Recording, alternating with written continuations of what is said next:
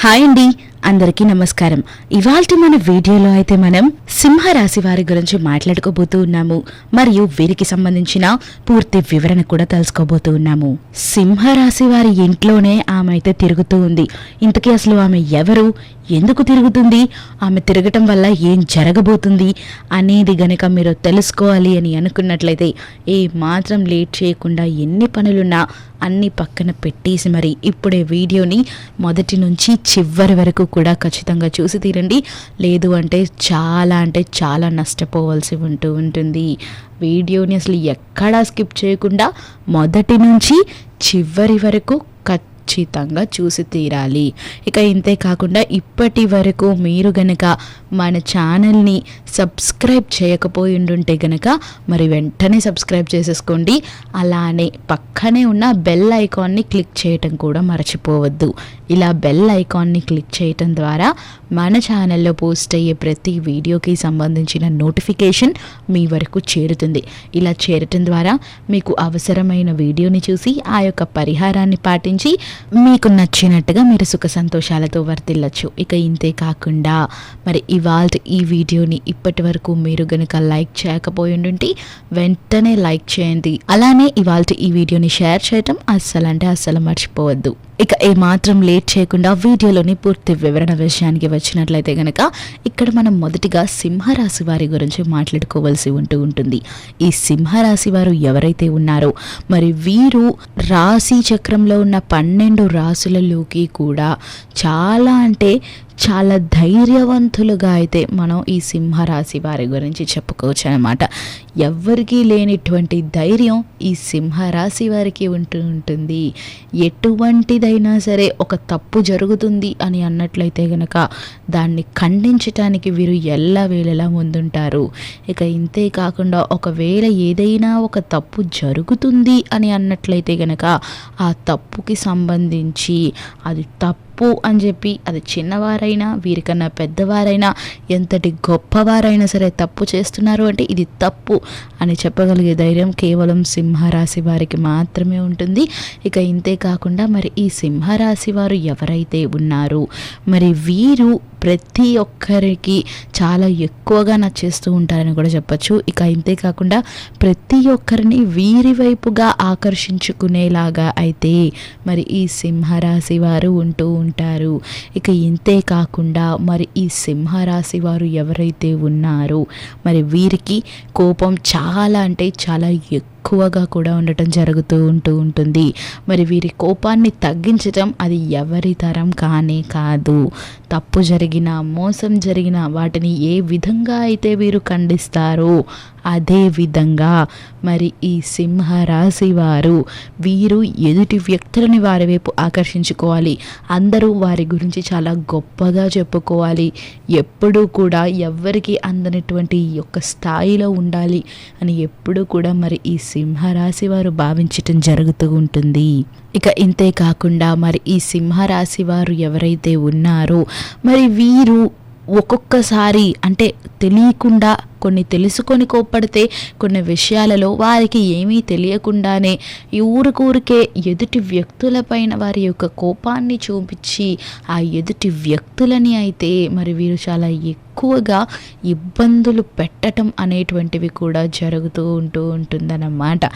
ఇంకా పైనుంచి మరి వీరు అంటే ఈ సింహరాశి వారు ఎవరైతే ఉన్నారో వీరు గనక కాస్త కోపాన్ని తగ్గించుకున్నట్లయితే వీరికి ప్రతి ఒక్క పని కాస్త వీరికి అనుకూలంగా మారే పరిస్థితులు కూడా కనిపిస్తూ ఉన్నాయి. కాబట్టి మరి ఈ సింహరాశి వారు ఎవరైతే ఉన్నారో మరి వీరు అయితే ఖచ్చితంగా పరిస్థితులు అనుకూలించటం కోసం కాస్తంత కోపాన్ని తగ్గించుకొని ఉండటం చాలా ఉత్తమం.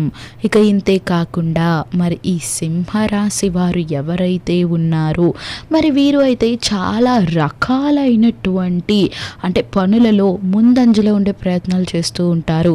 మరి వీరికి తెలివితేటలు కూడా చాలా ఎక్కువగా ఉంటుంది. ఎదుటి వ్యక్తులు కూడా వీరి మాట వినేలాగా చేసుకోగలిగేటువంటి శక్తి శక్తి మరి ఈ సింహరాశి వారికి ఉందనే చెప్పుకోవచ్చు.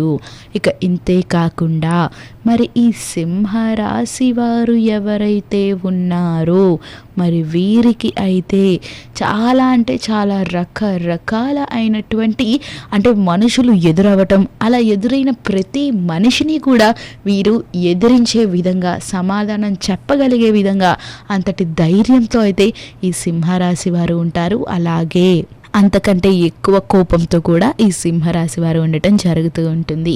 ఇక ఇంతే కాకుండా మరి చూసుకున్నట్లయితే కనుక ఈ సింహరాశి వారి ఇల్లు ఏదైతే ఉందో మరి ఈ ఇంట్లోనే ఈవిడ రాబోతుంది అని మనం మాట్లాడుకుంటూ ఉన్నాము. ఇంతకీ అసలు ఆవిడ ఎవరు ఏంటి అనేది కనుక చూసుకున్నట్లయితే మరి ఈ సింహరాశి వారి ఇంటికి అయితే దుర్గాదేవి రాబోతూ ఉంది.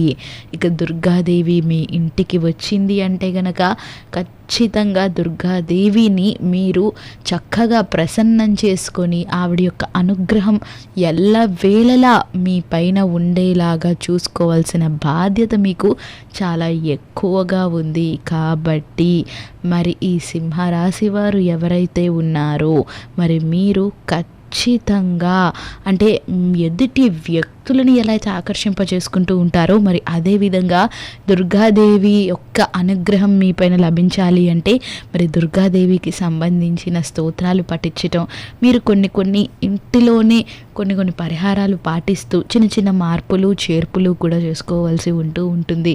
ఇక ఆ మార్పులు ఏంటి అని చూసుకున్నట్లయితే గనక చక్కగా ఇల్లంతా శుభ్రపరుచుకోవటం, అలాగే గుమ్మంలో చక్కగా కల్లాబి జల్లి, అలాగే బియ్య పిండితోనో ముగ్గు పిండితోనో చక్కగా ముగ్గును వేసి పసుపు కుంకుమతో అలంకరించి కాస్తంత పువ్వులు జల్లి ఆ తర్వాత గుమ్మానికి కూడా పసుపు కుంకుమలతో అలంకరించి చక్కగా మామిడి తోరణాలు కట్టి పువ్వులతో అలంకరించి చక్కగా ఇల్లంతా కూడా శుభ్రం చేసి, అలాగే ఇంట్లో మీరు గనక ఒకరిని ఒకరు దూషించుకోవటం, ఒకరిపైన ఒకరు మాటలు వదిలేసుకోవటం ఇటువంటివన్నీ గనక మానివేసినట్లయితే గనక మరి ఖచ్చితంగా కూడా లక్ష్మీదేవి యొక్క అనుగ్రహం మీకు లభిస్తూ ఉంటుంది. మీకు ఎలా అయితే దుర్గాదేవి రాబోతుందో అదేవిధంగా లక్ష్మీదేవి అనుగ్రహం కూడా లభించబోతుంది. అంటే దుర్గాదేవి ఇంటికి రాబోతుంది, కానీ దుర్గాదేవి ఇంటికి వచ్చినప్పటికీ మిమ్మల్ని మీ శత్రువుల నుంచి అయితే కాపాడగలదు. ఖచ్చితంగా మరి మీ ఆర్థిక పరంగా అభివృద్ధి చెందాలి అంటే మీరు లక్ష్మీదేవిని కూడా ప్రసన్నం చేసుకోవాల్సి ఉంటుంది. కాబట్టి ఈ చిన్న చిన్న మార్పులు చేయటం వల్ల లక్ష్మీదేవి మీ ఇంట్లో స్థిరంగా ఉంటుంది. ఇక లక్ష్మీదేవి స్థిరంగా ఉంది అంటే కనుక ఆర్థిక పరంగా మీ అప్పులన్నీ కూడా తొలగిపోతాయి. కాబట్టి ఆర్థిక పరంగా మీ ఇబ్బందులన్నీ తీరిపోతాయి. కాబట్టి దుర్గాదేవి యొక్క అనుగ్రహం కూడా మీకు తోడుగా ఉంటుంది. ఇక దీనికల్లా మీరు పాటించవలసిన పరిహారాలు ఉన్నాయి, అవేంటో తెలుసుకుందాం. కానీ దానికన్నా ముందు ఇవాళ ఈ వీడియోని లైక్ చేసి షేర్ చేయండి. అలానే మన ఛానల్ని సబ్స్క్రైబ్ చేసుకోవటం కూడా మర్చిపోవద్దు. ఇక చూసుకున్నట్లయితే గనక మరి ఈ సింహరాశి వారు ఎవరైతే ఉన్నారో మరి వీరికి సంబంధించి వీరు పాటించవలసిన పరిహారాలు చూసుకున్నట్లయితే గనక మరి ఖచ్చితంగా కూడా ఈ సింహరాశి వారు చక్కగా ప్రతి శుక్రవారము కూడా దుర్గాదేవిని ఎర్ర అక్షింతలతో పూజించి, ఎర్రటి పుష్పాలతో గనక పూజించి, నెయ్యి దీపాన్ని వెలిగించి ఆ నెయ్యి దీపంలోనే కాసినన్ని ఎర్ర అక్షింతలని కూడా వేసి వెలిగించి దుర్గా స్తుతిని గనక పారాయణం చేసినట్లయితే గనక మీకు శత్రు బాధ విముక్తి కలుగుతుంది. ఇక ఇంతే కాకుండా చక్కటి ధైర్యం ఇంకా ఎక్కువ అవుతుంది. అలానే దుర్గాదేవి యొక్క అనుగ్రహం మీ పైన ఉండి ఎల్లవేళలా ఏ ఆటంకాలు లేకుండా మీరు అనుకున్నవన్నీ కూడా సాధించి తీరగలుగుతారు. ఇక ఇది ఇవాళ వీడియో నచ్చినట్లయితే లైక్ చేసి షేర్ చేయండి. అలానే మన ఛానల్ని సబ్స్క్రైబ్ చేసుకోవటం మర్చిపోవద్దు.